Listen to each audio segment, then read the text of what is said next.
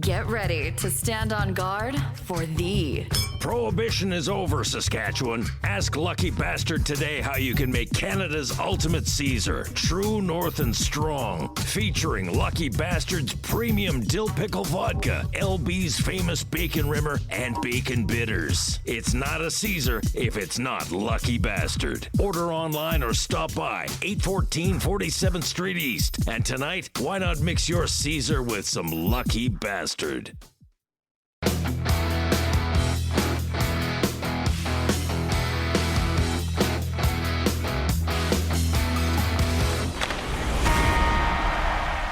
Welcome back, everybody, to the Fantasy Hockey Hacks podcast, a proud member of the Hockey Podcast Network and the official podcast of Left Wing Lock, your number one source for fantasy hockey intelligence. I'm Devin Davidson, your host. With me, as always, my co-host, Bruce Gunther. Hello. And making a somewhat rare appearance, Tyler Homan. How you doing, buddy?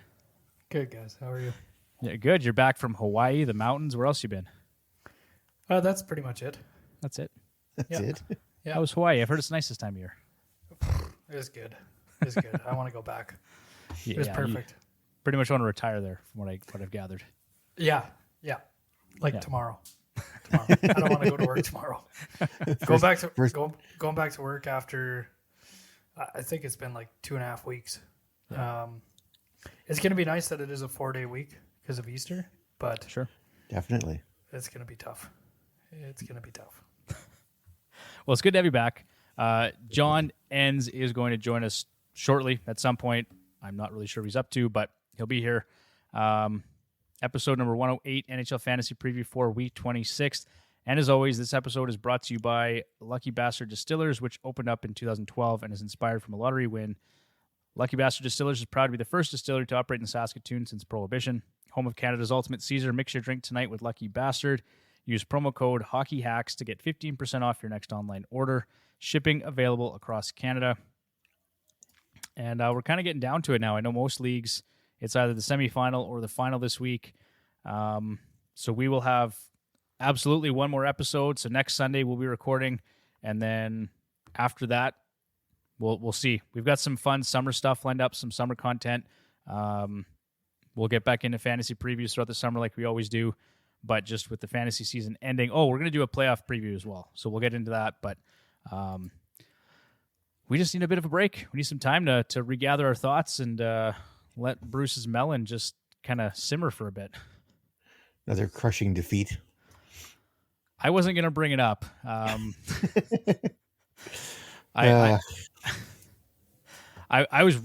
honestly was sitting here going, like, of course I want to win. I always want to win. But for your sake, I was hoping, okay, I hope Bruce can just get to the final this year. I'd love to see that, but nope. So my team went to sleep. Yeah. So strangely enough, Bruce, you were up 30 points, I think, after 2 days. Something like that, yeah. Yeah, and it was all downhill from there. Pretty much. I think I woke up. I was out at the cabin. I'd had a few drinks, obviously, because that's what you do at the cabin. And I looked at my phone for a second, and I thought I was down 2 points. And I woke up in the morning. I was actually up 2 points as of Saturday morning. And right now, it's pretty much done. I think the game's all wrapped here now. Ugly. Yeah. It's ugly. But you know what, Bruce? That was probably one of the best matchups I've seen in a while. Like, it was back and forth, and even when Pasternak piled on a bunch of points for me, Carter Verhaeghe came through for you, and honestly, it was a close matchup most of the way. So yeah, and in the podcast league, we're tied, so I don't know how that's going to work out. But beautiful, Tyler. You really don't have any input here, do you? Man, going to Hawaii and then just not checking. I totally forgot that I had a fantasy league to pay attention to. And I did on the Thursday or Friday of the week, finally actually look at it. And I came close after not setting my lineup for 4 days and lost to a guy that was like 8-13. So he's also on my hockey team, so I'm going to hear about that quite a bit. But you sure will. You think he's going to the finals though too? I think he was ahead going into tonight, was he not? Yeah, I just checked, and him and I had the same number of points actually tonight. So, Gross. yeah, I had to chuckle because I think Grant was in the other semifinal, right, Bruce?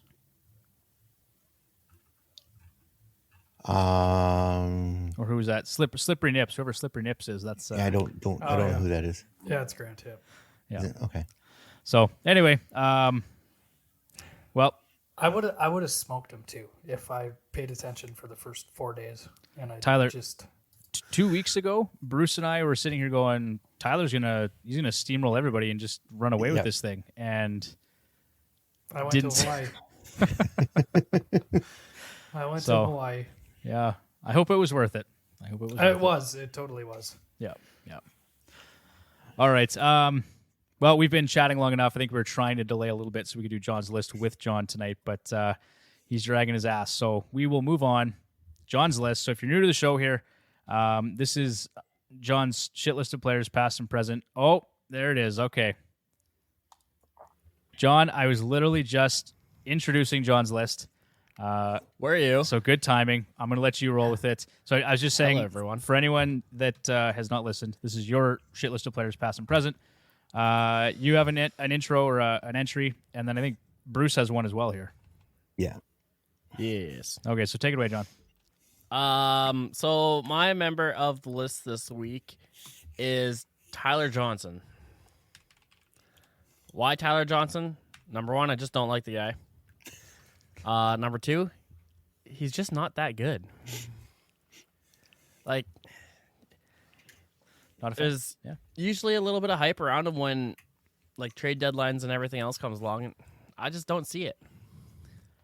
Not this year. It's pretty quiet around him this year. This year's been quiet, but the last few, you've heard his name thrown around, and I think the only reason was because everybody knew he had to move. Not just because he's short. are you saying that's the reason I don't like him? I don't know. That is Maybe one it's of why them you for don't- sure. Maybe it's why It you don't like definitely me either. is. Definitely is. I mean, from a fantasy perspective, he's got like 5 points in his last 6 games here, so he hasn't been too bad. But How was he the 5 games before that? I think 3 and 6. So yeah, Oh. he's like okay. Eh. Not great. I mean, he's on pace for like 49 points this year, so nothing to get too excited about anyway. Yeah, but that's basically him. Nothing exciting. Yep, I can buy that. And he's part of that Tampa team that won a bunch of Stanley Cups, and And you're also not a fan of? no. No. Okay. All right, Bruce, what do you got for us? Oh, my addition to the list was Sheldon O'Keefe for sitting Mitch Marner tonight. So, and that was just because I needed all the points I could get playing against you tonight, but I don't think it really would have mattered. Did at he this sit? point. He sat him tonight too. Is that? Yeah. Yeah, he sat today. that, okay. Bumps and bruises was the reason he was given. It was given for him sitting out tonight. Oh, okay. Yeah, they said he's going to be back Tuesday. Probably, yeah. Or as Yeah. we like to say in the NBA world, load management. Yep. And make no mistake, Bruce, I did get a little lucky this week because Matt Murray was also taken out of the game today. Yes. Which was not ideal. And then you had a tough matchup with Demko against the Kings. So tough stuff. Okay, well, thanks, boys. Let's go to Fantasy Lock of the Week, March 27th, April 2nd, presented by Left Wing Lock. I've got 2 here. So I went first off with Alex Lyon, 6% Saw that rostered. coming, eh? Yeah, everyone saw that one coming. Absolutely. Wish I would have. Well, yeah, I think a lot of us wish you would have. 3-0-0 record with a 1.33 goals against average, a 951 save percentage, and 2.72 goals saved above expected during fantasy hockey playoffs, either semifinals or finals, depending on your league setup. That's just coming through in the clutch. So if you were smart enough or had the insight to grab Alex Lyon, good on you. I did not, but we're recommending you pick him up next week if Bobrovsky still has the shits. So.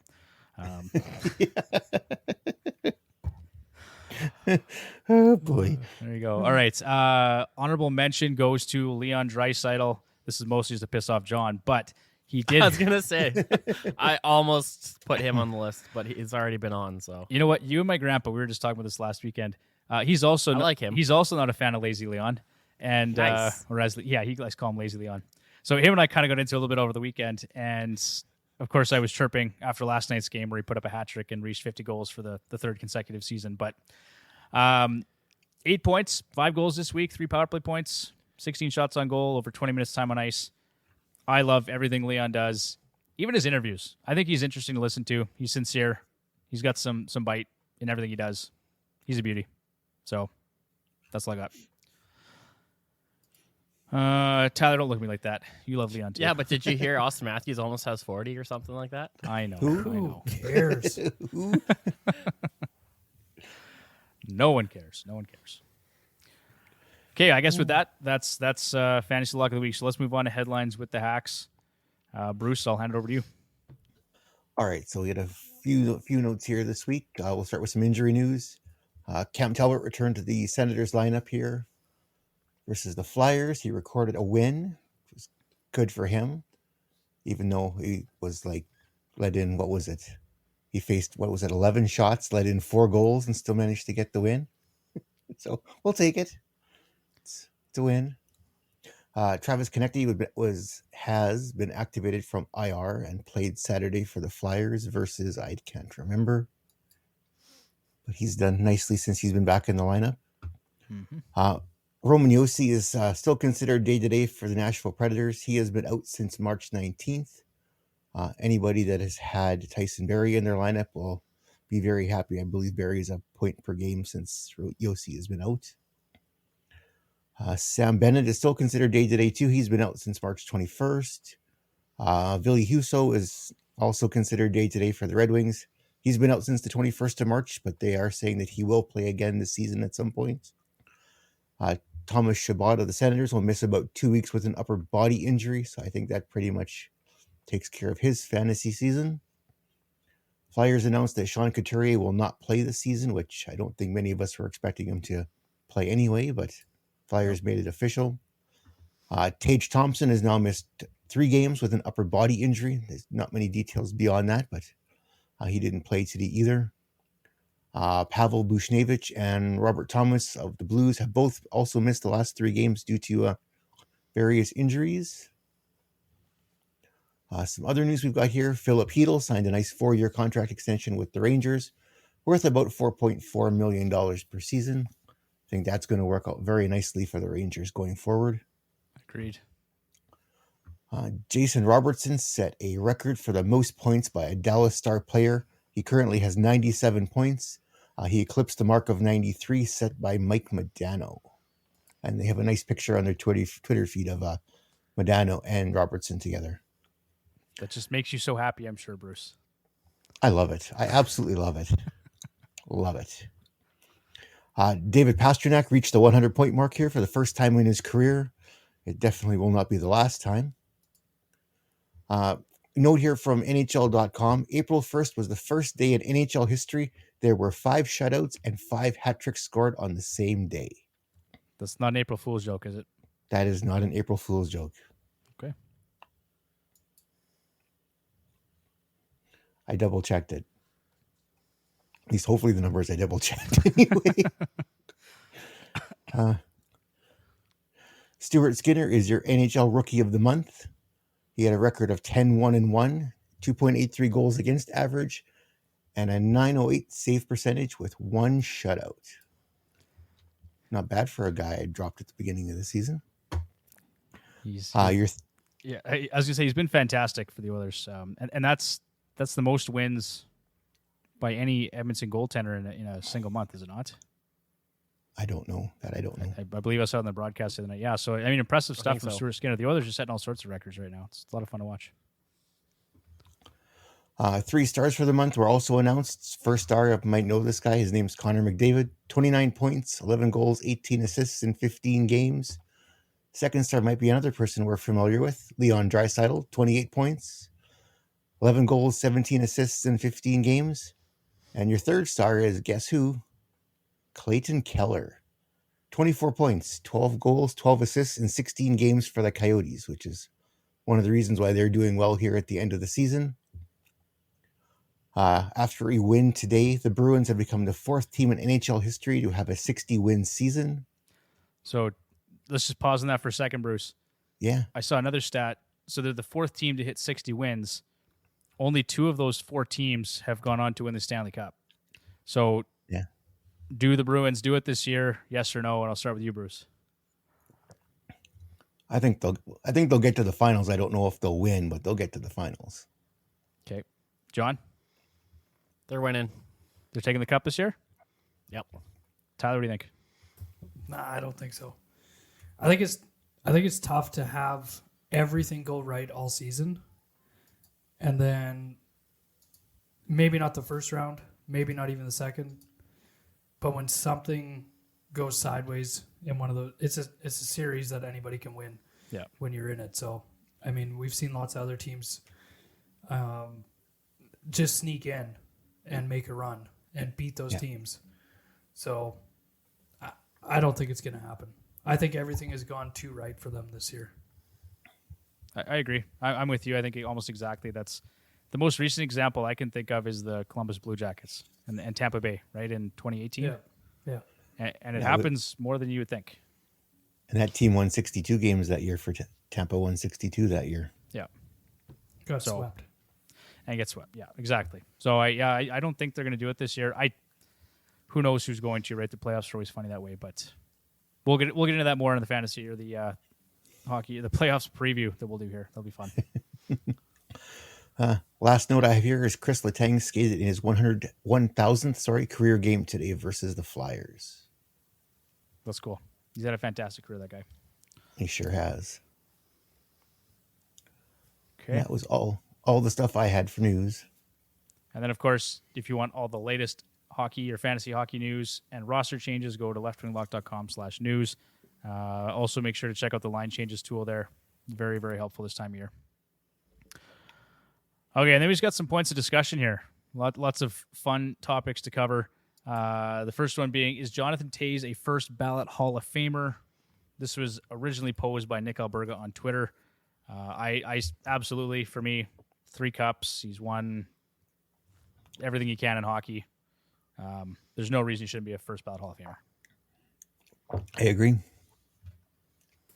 John, you're nodding. Yeah. Stats wise, he's not my cup of tea, but yeah, absolutely. I think so too. It's hard looking at it right now based on the last couple of years, but if you look at his career as a whole, he absolutely is.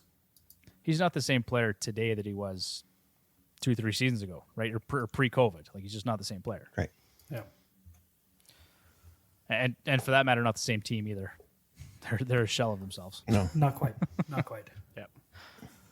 Okay, you guys like this one. Are fans and media too hard on Darnell Nurse? He's got a career high, well, this is probably changed now, career high 41 points at the time of writing, 10 goals in the season. Over the past 3 seasons, he's 12th among defensemen in even strength points with 92. 13th among defensemen in 5-on-5 scoring with 73 points and 24 goals. And first among all defensemen in 5v5 time on ice, just shy of 4,000 minutes played.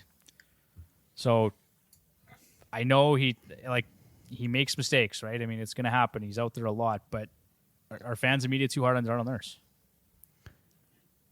I don't think so. I think this question is being asked after getting Ekholm, which changes everything for Darnell Nurse. He was out there too much. He was expected too much. The contract doesn't help anything. But you can see how much having another defenseman that can play in your top 3 can do for Darnell Nurse. Because ever since then, you've heard people even out of Toronto talk about Darnell Nurse as a Norris Trophy winner for this season, which I think is crazy. But he makes a ton of mistakes. He can't play as much as they expected him to play. He's not a $9.25 million defenseman. And I think that's why people get on him so much. He's like an $8 million defenseman. If he was at 8, nobody would say anything. Everybody would be talking about how good he is. But because of his contract, and before Ekholm was there, he was an easy target for it. And it was, in my mind, rightfully so. So that's interesting you mentioned the $8 million because I think the Athletic released something about contract values, and I can't remember if it was Dom Lucic that puts those together or whatever, but it's based on are they living up to their contracts or not, and Darnell was based, or he was pegged at $8 million was essentially his value today. So, and so you're right, yeah, he's playing below what his contract value is if you look at it that way, but I just think it's good, and you're right, Ekholm's made a massive difference for him. But that's what happens when you're a deep team. Everybody kind of plays in the proper roles, and everyone gets a little better, or like looks better anyway. Yeah. And I base that off of Trouba. Like, to me, he is Trouba without maybe hitting like Trouba does. Yeah. But he is in that range. So when you look at his contract and you look at before Ekholm was there, their depth on D, he's expected to be a number one, which he isn't. Yeah. When you look at New York and you look at Trouba, he's a number 2 or 3, and nobody says anything about him. Nope. So that's kind of where he fits, and I think that's why everybody has so much to say about Nurse. So is Nurse even still there? Like, that top pair lately has kind of been Ekholm and Bouchard, right? Like, they've been using those guys a ton. Like, or is it just still, is Nurse and CeCe still that top pair? I think if CeCe wasn't there and there was somebody else, they would be the top pair. Yeah.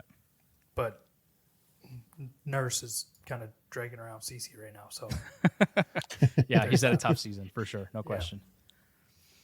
Okay, Bruce, John, any other thoughts on Nurse? No, I'd say that's bang on. Okay. Yep. All right. Of course, Winnipeg goes and wins 6-1 tonight and crushes New Jersey.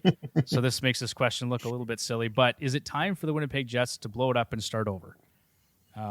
And there's lots of questions about how players are being deployed and the way Hellebuck has played for large stretches of the season. Is it time for the Jets to blow it up? Like, Blake Wheeler's getting older. They're just kind of, they're a middling team, really. And Ehlers isn't being utilized properly. There's lots of things there that just make me question what they're doing, but they just haven't seemed to be able to have any success and get over that hump. And it's been, 5, 6, 7 years, like just nothing's really progressed the way you would hope it would. What do you guys think, though? I think it's time, and I think it'll happen. I think it's time to move on from Wheeler for sure, especially after stripping the C and everything else they did, and then keep him around. Yeah, it was weird. And I think that coach is one and done. And then you kind of tweak from there. Because this team is better than what they were. They weren't what they were at the start of the season, and they're not what they are now. And I think even just saying that the question is silly, New Jersey has, they're in. They have everything lined up. Winnipeg, it's tough at this time of year because Winnipeg needs this game, right? You end up winning 6-1. It's what happens. Yeah, that's fair. Yeah, good point. Okay. John, Bruce, any other thoughts on that? No, pretty much. Yeah, I think they're going to blow it up. Alrighty. That's kind of what I'm expecting too, or hoping anyway. Even Scheifele, you look at how Scheifele's been playing recently. He was maddening the past 2 weeks. I think he had 0 points in like 6 games. So I don't think you can get rid of him though. Like, you're not going to get value for him. I think you got to trade Dubois. You got to let go of Wheeler, and you got to tweak a couple other things there. And I think they'd be all right, especially with the coach. Like, if you're not going to play Ehlers the way you should be deployed, yeah, I mean that's a pretty simple. Get rid of the coach and find somebody else who's going to do it. So, obviously, Paul Maurice, he's not doing so great where he is right now either. So, no, he wasn't the answer. But it's funny you mentioned Ehlers. Like, I completely agree. I actually dropped him at the start of this past week because he's been playing very few minutes. Like, he played 13:50 on the 28th, 12:54 on the 19th. And the thing is, he's still producing now. Like, he had a stretch there, 3 games with nothing, but then he had 2 goals again tonight, playing 15 minutes time on ice. If that guy were deployed properly, putting up a lot more points. And you're bang on with Scheifele too. like you'd be selling low on him this year. He's only on pace for 68 points. So you got to hold on to him, but there's some really funny things going on with Winnipeg. And then Something's got to happen. well, and Dubois. So you mentioned Dubois too. Like there's been rumors for the past year and a half that he wants out of there, right? Or year and a bit. So It was an awful trade. It's an awful trade to make. yeah, You like for somebody to demand a trade the way that he did and the whole way that it happened, like it felt kind of like LeBron James picking Miami. Like, and then to go there and do nothing really. yeah, And then for stories to come out about how he wants to end up in Montreal anyways. yeah, Like they'd be in a better spot without him and still having Line A. yeah, for sure. Oh, and the other things that might make this interesting too is Wheeler's got a no movement clause. Scheifele's got a modified no trade clause. Ehlers has a modified no trade clause. I guarantee you Wheeler will go to Arizona if they asked him to. Probably. Yeah. Right Well, off and into you the look at- sunset. Like Scheifele's only making 6.125 million. There will be teams that'll give body parts to get him for that contract. That's a steal. Even if you sell low on Scheifele, that's still a steal. He has outplayed his contract, no question, with the exception of maybe this season. Yeah. Like he's only 30, so he's got a few good years to go yet. And he's been pretty, like, he hasn't been a real injury-prone player either, right? He's been pretty durable, I think. Yeah. You don't win those trades though. You just don't win those trades. And if you're you're Winnipeg, you're never gonna win them. if you're Winnipeg and you can't get guys to go there, you can't make those trades and lose them. Yeah. Yep, that's fair. All right, let's talk about the Anaheim Ducks, who hold the NHL record for the most shots against in a season at 39.1 shots against per game. You know, it's almost admirable that John Gibson has a 900 save percentage through 52 games. The question here Poor is, guy. can his career be saved with a trade to a contender or even a decent team? I think so. Yeah, I think so too. The Leafs should trade for him. I think it probably happens this offseason. It has to. Finally. Yeah. Because they're going nowhere fast, right? And if they do get Bedard, I mean, that'll accelerate things, but... Yeah. I hope he ends up in Columbus. No, I don't want... No. Why not? No, it's terrible. Otherwise, it's going to be San Jose. And do you want to play against them? No, I don't want San Jose either. I think I'd like to see Montreal.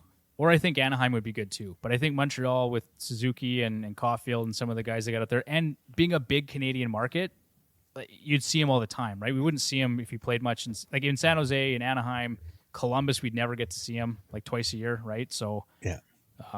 I'd like Montreal, or even Anaheim wouldn't be terrible because then he's in the division and he's got Zegras and there's McTavish and guys that actually have some skill, right? How about this is off topic, obviously. How about that cross check on Zegras? That was great. I loved it. I loved every. They showed it in slow motion. It made me so happy seeing it. Yeah, Love it. yeah, it was great. That was just a fun game. I just loved every side. Like That was the first game I watched in like feels like 2 years, but I think it was like 3 weeks. Yeah, It was great. it was great.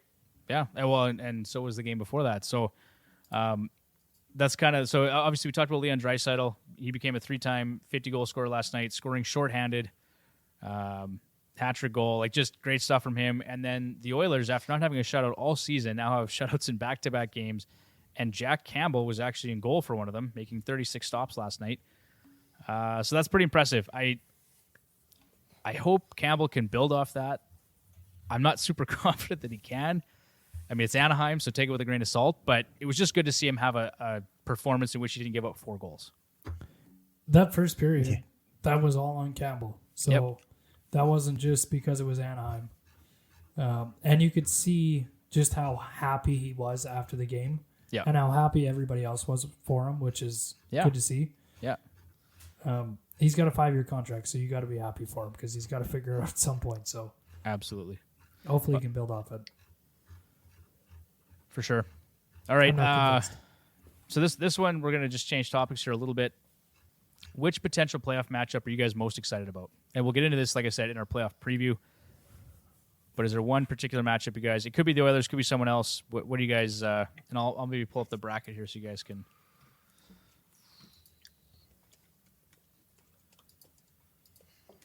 Bruce, Well, for me, yeah, go ahead. For me, it's going to be Toronto and Tampa because we're going to find out whether Toronto can actually do this or because it could be interesting because if Toronto doesn't beat Tampa, what's going to happen in Toronto? I think they're going to blow things up, probably. Like literally, like if they don't beat Tampa, it could be a pretty ugly season. It could be a pretty ugly offseason in Toronto. And do we expect them to beat Tampa? I don't. I do just because I don't think Tampa's. I think it's time for them to beat Tampa, but I don't think they're going to go much further than that. I would be surprised. And just for the record, I was looking when I was doing Fantasy Lock of the Week. Vasilevsky was also 3-0-0 this week with a 930 or a 940 save percentage. So, this to me, it's a veteran playoff series. Yeah, right. Like that's all you need is Vasilevsky to be on his game, and this is a veteran team that they've kind of just been playing possum, I think, until the playoffs start. Like they don't give a shit until they get there. So, I'm not picking Toronto. I was picking Toronto last year to do it. They fell on their face. I'm going to go right back to Tampa again this year, and that's my expectation anyway. And when they do, Matthews is probably getting traded somewhere because he's got a year left on his contract after next season. I still don't think they trade him, but I think he walks, but I don't think they trade him. So, and I don't think he would walk if they didn't sign Tavares. Okay. Yes. Sorry, but one thing really quick here. We talked about this, I think, on a different episode. But if Bedard lands in Arizona, which I don't think any of us want, but do you think there's a better chance of Matthews going to Arizona if they land Connor Bedard? I don't think it matters. I think Matthews would go there anyways. I think they could pay him the most money. Yeah. By far. Yeah. Probably another short-term deal. Probably like 3 years. Yeah. Had like $15 million or something stupid. Makes scads of cash, live in the desert. Yeah. He's home, whatever. Yeah. Okay. All right, so Bruce, you're going to Tampa, Toronto. John, is there a playoff matchup you're most excited about? I don't want to say the same one, but yeah, that was the one I was looking at. Also, I guess kind of interested in that Devils Rangers series as well. Agreed. Just with the way the Rangers have transformed their team, so to speak, and with the way Jersey's been playing, it's going to be a good one. I was going to say that one too, but I'm going to be a homer. I'm going to say LA and Edmonton. Just, they hate each other. Absolutely. It's great. Yeah. And, I mean, Edmonton beat them without Arvidsson and Doughty. And having both of them back, I still think Edmonton beats them, but I think it's going to be a good series. Yeah. It's going to be a nasty series. I hate LA. Is LA, would you consider LA our biggest rival right now? Yeah. Yeah, and that's the thing with playing in the playoffs. Like Edmonton didn't have one, aside from Calgary, but that's just because it's Calgary. Edmonton didn't have one for a long time, but they definitely are. And the whole team, like Mikey Anderson. I despise them all. Kempe, all those guys. I hate them. Everyone. I hate them They're all. all on the list. Yeah, forever. I hate them all. Forever. Okay, so that was obviously one. Yeah, I'm looking forward to LA and Edmonton if it happens. And is it a foregone conclusion that it happens? Because there's still some runway here. I mean, Edmonton, it seems like Vegas and LA are not going to lose games here either. So it may just be what it is. But there's a chance that Edmonton could gain some ground here. Yeah, they won again tonight. I saw that. Yeah. Calgary beat Anaheim, but there's a chance that Edmonton could play Calgary. That would be, yeah. That'd be an interesting first round. Yeah. I'd be fine with that as a first round matchup too.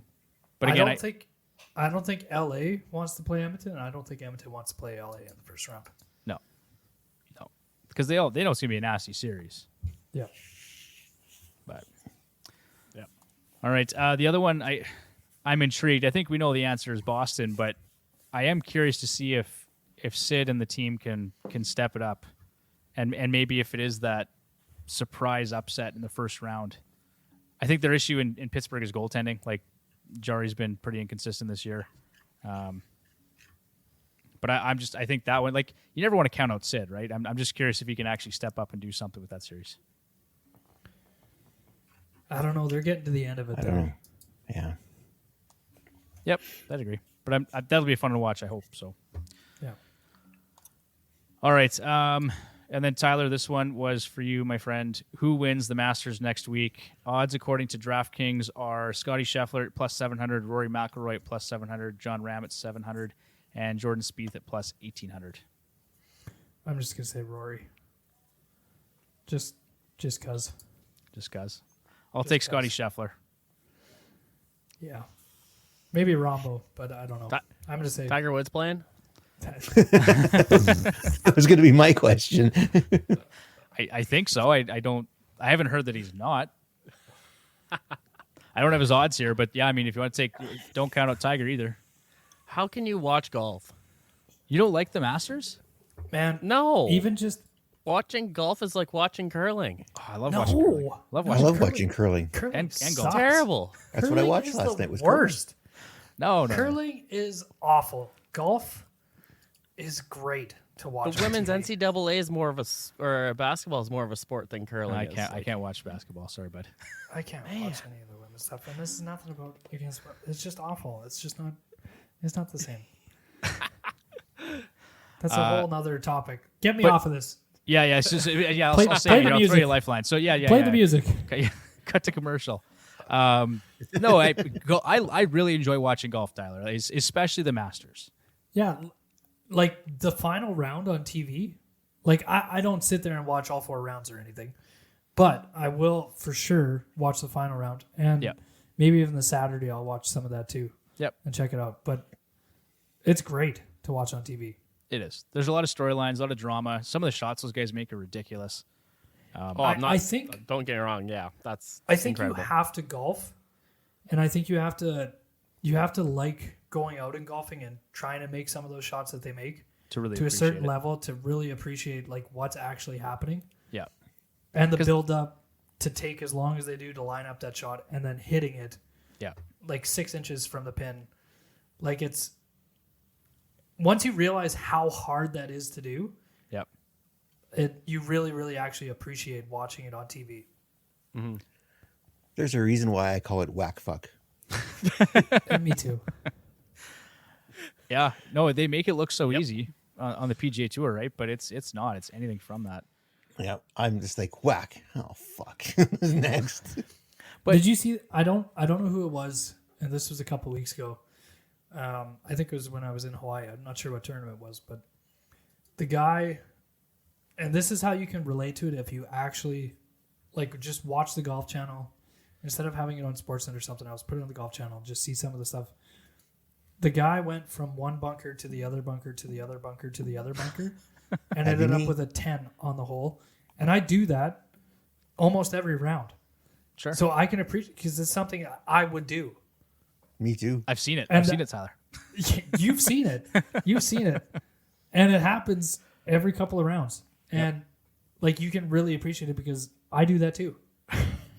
And and you he's golf in a the ton, tournament. right? Like, Yeah. Yeah. And he's in an actual tournament as a professional. yeah. They still do it. So They're still people, man. They play a lot more than the rest of us. What was that tournament that Tiger came back? Do you guys remember? He looked like the second coming of Jesus Christ. Like he was. Remember the crowd like just converged behind him when he was coming up to. I think it was the 18th green. I don't know which tournament it was, but he ended up winning that one. That was his 15th major. I think it was a couple years ago. It was a couple tournaments after coming back again. Yeah. Like that, John, that was like the drama and the build up to that. That was like watching a movie almost. Like you can't make that shit up. Like it was just incredible. And the kind of draw, like the impact that Tiger Woods has had on the game and still has on the game is like nothing I think we've ever seen in sport. Like, is there, Tyler, can I say that? I mean, is there like... Well, yeah. I mean, even after everything that he's done, people still do that. So yeah, without him, I probably wouldn't care as much about golf. Yeah. So, like, and that's somebody that's not, I don't watch every weekend. But for a lot of people in kind of our age range, yeah, like that's why you watch golf. That's why you golf. For sure. All right. We could probably talk all night, but we won't do that. I wanted to give a quick shout out to Danny Galea on Twitter, who he's been trying to keep us in check. I think he recognizes that we're homers and probably is. I just checked the Twitter feed and I was like, oh, hey, look at that. Yeah. Unapologetically, though. Just calling us out. Yeah, we're unapologetically homers. Yeah, we understand that for sure. So, Danny, thanks for listening and attempting to keep us We in know check. you're listening. We know you're listening. Yeah, we'll try to whine less. He says he puts up with it every episode, so I appreciate that he listens to every episode. We had one question from a listener as well. What was the worst move you made in fantasy hockey this season? For me, and actually this came out of a conversation on Twitter where shout out to Apples and Genos because they had recommended us, it was 5 Hole Fantasy Hockey, had recommended us along with Apples and Genos and a couple other podcasts, Keeping Carlson as a resource you'll want to follow throughout the fantasy hockey season. So that was cool to be recognized in the same sentence as some of these other podcasts have been around for a long time and have been doing some great work. So thank you to 5 Hole for name dropping us. And then the question that this particular listener had, what was the worst move you made in fantasy hockey this season? And so at the time I had said probably trading for Connor Hellebuck based on the way he had performed leading up to this week. But then Carter Verhaeghe went and put up 4 goals yesterday, Bruce. And so that's probably the worst move I've made all season was grabbing Verhaeghe off the waiver wire and then dropping him because I had too many Panthers. I think I had Bobrovsky, I had Barkov, I had Bennett, and I had Verhaeghe. And I was like, well, I got to drop somebody. So Verhaeghe went, and little did I know he's going to go and post 40-plus goals this season. He's part of the reason my team made the fantasy playoffs. Yeah. So, fuck. Oopsies. Bruce, you got a couple here for us. Yeah, so my couple was I had both Stuart Skinner and Vitek Vanacek at the beginning of the season, and I dropped both of them. So, and you look to go on to what they did this season, and that would have been nice to have. Yeah, so I guess I gave you Verhaeghe and you gave me Vanacek, and that worked out just fine. You bet. Mine's easy. I went to Hawaii and didn't pay attention to my lineups. I was going to say. And lost to like the worst guy in the league. So that was an easy one, unfortunately. John, what do you got for us? Mine was kind of like Tyler, where it's like, I forgot to set my lineup first thing this week, and you may as well write off the whole thing because there's no coming back once you mess up once a week. I was on the 4th day before I started paying attention, and I almost pulled it out. You came close. I came close. You came close. And he usually doesn't pick up and drop anybody, but because he was playing me, he made like, I think 5 moves by the time I even paid attention. And I was just grasping, trying to find anybody to pick up. And I think on Sunday, I think there was like a game or 2. Like there's nothing that I could do. And I think I lost by like 5 or something. That's awesome. That's great. Okay, Tyler. Well, if you need another refill, now is probably the time. So, as a member of the Hockey Podcast Network, the Fantasy Hockey Hacks podcast is a proud partner of DraftKings. The biggest tournament in college basketball is underway. Is it now closing up, John? I don't even know. Okay, there he goes. And the action is just getting started on DraftKings Sportsbook, one of America's top-rated sportsbook apps. Right now, new customers can bet just $5 on any pregame moneyline bet and score $150 in free bets or bonus bets if your team wins. Plus, combine multiple bets for a shot at an even bigger payout. DraftKings will be featuring parlays and odds boosts all tournament long, so be sure to check the DraftKings Sportsbook app every day to see what they have in store. Download the DraftKings Sportsbook app now and sign up with promo code THPN. Right now, new customers can bet $5 on any pregame moneyline bet and get $150 in bonus bets if your team wins. Only at DraftKings Sportsbook with promo code THPN. Minimum age and eligibility restrictions apply. See show notes for details. And all of a sudden, Bruce, this podcast got a lot quieter. Usually what happens when the ad read starts. Yeah, okay, there Everybody we go. bails. So now okay, there he is. I'm going to wait for John to put his headphones back on. No, okay, now he's just delaying. Anyway, so let's move on to our next segment here, Edge Work, the segment where we put in the work to give you the edge in your fantasy hockey leagues, starting with the NHL schedule. And week 26 sees a bit of a slowdown and a return to the absolute extremes between full slates and light days. As usual, Tuesday, Thursday, and Saturday are the busiest days on the schedule, but there are a total of just 8 games on the remaining 4 days of the week, so optimizing games played will be difficult. There are a total of 49 games on the schedule with 4 light days. In terms of attempting to optimize the schedule for games played, the Anaheim Ducks, who play Edmonton, Arizona, and Colorado, are the only team to play more than 1 game on light days. There are a total of 5 teams, Colorado, Nashville, Philadelphia, Seattle, and Vegas, next week that provide an advantage with a 4th game. Of those 5 teams, Colorado, who takes on San Jose twice, the Kings, and the Ducks, as well as Seattle, who takes on Arizona twice, the Canucks, and the Blackhawks, are of particular interest with a strength of schedule rating of -11 for the Avalanche and -18 for the Kraken. Alternatively, there are 3 teams this week that play just twice, the New York Islanders, the Winnipeg Jets, and the Washington Capitals, and are likely best to avoid if possible. According to Left Wing Lock's strength of schedule metric, the aforementioned Seattle Kraken have the most favorable schedule at -18, while the Columbus Blue Jackets, who face Toronto, New Jersey, and the Rangers, have the toughest schedule with a +18 strength of schedule rating. Just a quick recap here. So Monday, 3 games, Tuesday, 11, Wednesday, 3, Thursday, 14, Friday, 0, Saturday, 16, and Sunday, 2. How do you play 0 games? Well, it's Easter Friday. Oh, I guess Good Friday, right? Good That's Friday, right. yeah. Forgot about the holiday. And I said the exact same thing, Bruce. Then I went, oh yeah, shit, it's Easter. Yeah, it's Good Friday. So Watch basketball, I guess, instead. that makes, well, not watching basketball, that does make sense. But the fact that there's no games on Good Friday, that makes sense. All right. Watch curling. Hey, I full-heartedly support watching curling and golf. So don't at me. Men's Worlds are on right now. They are, and Gushu was absolute dog shit against the Swiss. Yeah, his first game didn't go well. His second game went much better. I will commend him for just taking that in stride, and he was smiling throughout the whole thing despite getting absolutely manhandled. And that was his worst performance ever at the Worlds. Yeah. Prior to that, he'd curled his worst was 71%, and then he showed up and he played 61% against the Swiss. So Yeah, just flush that one and move on, and they sure did that. yeah. So before we scare off all of our listeners, Bruce, we're going to move on to our waiver wire targets. You and I can talk curling after. Okay, so we haven't mentioned this in a while, but our waiver wire targets are focused on players with ownership of approximately 50% or less. We also look at the strength of schedule, according to Left Wing Lock. So starting off here, we got Sammy Blais, who was a bit of a disappointment this week, but left wing, right wing eligible, which is great, 27% rostered. 3 games on the upcoming schedule. He's got 11 points in his last 9 games, and he's averaging 3.41 hits per game. He's got 222 hits in 65 games this year.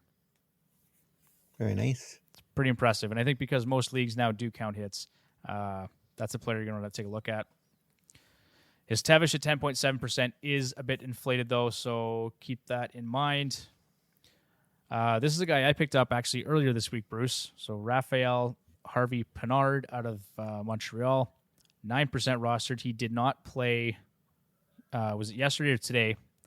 But he's been actually quite productive. He's playing on that top line with Suzuki and Hoffman and on power play 1. 7 points, 6 goals in his last 9. What else can I say? Oh, yeah, it was Saturday. He was kept out. 25% shooting percentage. Bruce is ish at 25 is high. That's a nice ish. Yeah. And the Tevish at 13 or just over 13% is also high. So he's going to come back down to earth here, but just hopefully it's not during the fantasy finals. Matthias Michelli, I did not realize, but he is actually second among all rookies with 43 points and 10 goals in 58 games played. He's on pace for 61 points this year. Incredible. And he's only 6% rostered. 6%. It's crazy. So 3 games this week. And he's playing on power play too. So that's a bit of a downer here. But honestly, watching him play against Edmonton, I can see why he is where he is. Like he's been fantastic for them. Mm-hmm. 18-ish is above his career average of 14.3%. He's got 9 points, 5 goals in his last 10 games.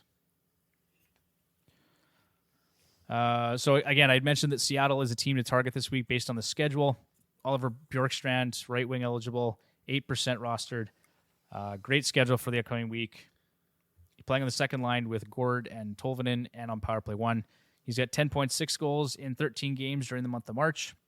2.77 shots on goal per game and a 56% power play share as well in the month of March. 9.4-ish is below his 3-year and career averages too. So that's something else that is encouraging for him this week. The Colorado Avalanche for another team I'd mentioned to keep an eye on. So JT Compher, center right wing eligible, 43% rostered. Second line with Rodriguez and Newhook, and on power play 1. He's got 7 points, 2 goals in his last 8 games played, and he's averaging over 20 minutes time on ice. I think we mentioned him last week. It was Thomas Novak, but I want to make note of him again this week. So 43% rostered, 4 games on the upcoming schedule, 10 points, 4 goals in his last 11 games. He's on pace for 71 points and 28 goals over 82 games. He's got that high issue like Bruce at 18.8%. Nice. And nice. a 10.1 Tevish. So I'd expect a bit of regression for him. Tyler, I don't know if you agree with this, but Kyler Yamamoto, right wing for the Edmonton Oilers, 4% rostered. He's got 7 points, 2 goals in his last 8. I found watching that game last night, that second line with Draisaitl and Kane and Yamamoto is actually really starting to click. I think it's in spite of Yamamoto, but I can't argue that. But I think he's going to get some points playing with those two guys. Yeah, Yeah, he should. Yeah, He should. In theory, He should. Yeah, Based on deployment, yeah. I mean, he's definitely worth a look. But I mean, I'd say in deep leagues. Like I'm not if you're playing in an 8 or 10 team league, I'm not rushing out to grab him. But I mean, yeah, he's not doing that on his own. That's for sure. yeah, I'll agree with that. He's being dragged kicking and screaming into it. Yeah. Okay, this one pains me, but Sean Dursey for the LA Kings, 29% rostered, 3 games on the schedule next week. He's kind of been playing second or third line minutes depending on what's going on with personnel, but power play 2 time, 4 points, 2 goals, and 10 blocks in his last 4 games. Time on ice has gone up in each of those games, leading up to 21-43 versus Edmonton the other night. So he did play with Drew Doughty while Anderson was out, but generally sees time next to Alex Edler. I've had him for most of the year, and he's been good based on his deployment. So, Yeah. Kind of bottom end option. Pains me, but I think he could be productive this week. They do have some tough matchups, though. So Edmonton, Vegas, and Colorado. But he's putting up points. So Cam York, this is one that I did not think I'd be talking about at any point this year, but I was having a conversation with a listener probably 6 or 8 weeks ago. He was asking me about Cam York, and at the time, really, there was no appeal for me, but he's got 4 games next week. Playing on the top pair with Ivan Provorov and on power play 2. He's got 4 points, 1 goal in his last 4 games. I like the 4-game schedule. He does have a game on Sunday. Could be, he's only 1% roster. So I mean, he could be a nice deep league option, but it was a little bit of slim pickings this week, I'll be honest. There are some other options to consider here. So Michael Matheson, we've talked about him before for Montreal. He's locked on power play 1, top pairing minutes. Juuso Valimaki, talked about him as well. He's been great. Ryan Pulock, despite having just 2 games this week, but he's been productive. Alec Martinez, if your league counts blocks, 4 games on the schedule for him. And then we'll move on to goaltenders here, starting with Devin Levi, who there's been lots of buzz around this guy, but he honestly, all the hype seems to be warranted, given that he had a 1.94 goals against average and a 939 save percentage, and a 1.66 goals saved above expected in his NHL debut. He did good. He did good, yeah. He done good. And when you consider that Anderson, UPL, and Comrie have all been trash, as you would say, John, Yeah. Levi's going to get some starts there, especially like Tyler. It's garbage time right now. So guys like Devin Levi are going to get more starts than they probably normally would. Yeah, I'd agree with that. I don't know how much it means for how good he actually is, but he's definitely going to get some starts, and he's not rostered, so. Yeah, and if you're looking for a few wins this week, there's probably worse places to look. I mean, Florida, they're pushing for a playoff spot, but they've been kind of leaky defensively at times. Detroit as a team is beatable, and even Carolina's struggling a bit right now. So see what happens there. The other guy kind of sticking with the Kraken theme is Philip Grubauer, 30% rostered, 4 games again on the schedule, like I said.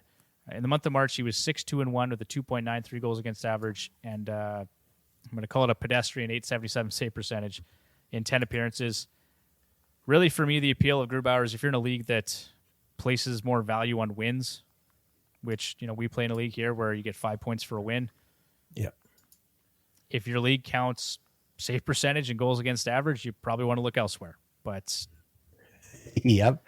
You should see my Yahoo team save percentage this week. I think it's below 700.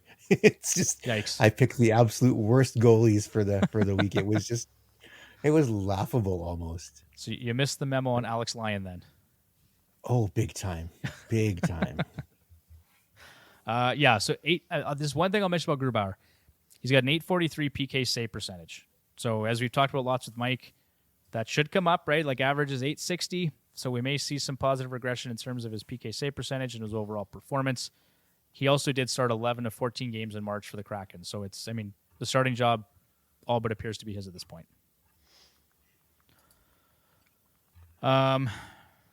Alex Lyon, like I said, been fantastic. Last 2 games played, a 933 save percentage.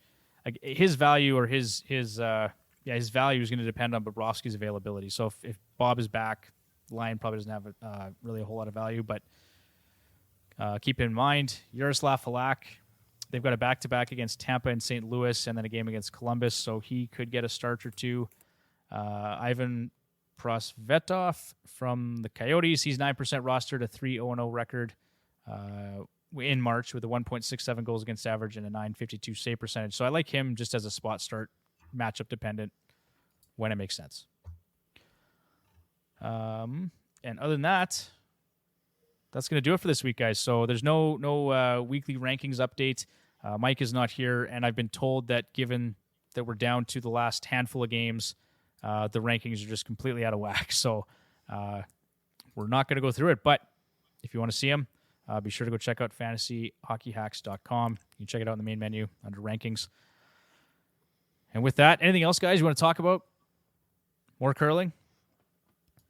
Basketball? Curling. No, but Bedard had 5 points tonight. And the Blades lost Again. Yeah, they outshot them like 3-1. Wow.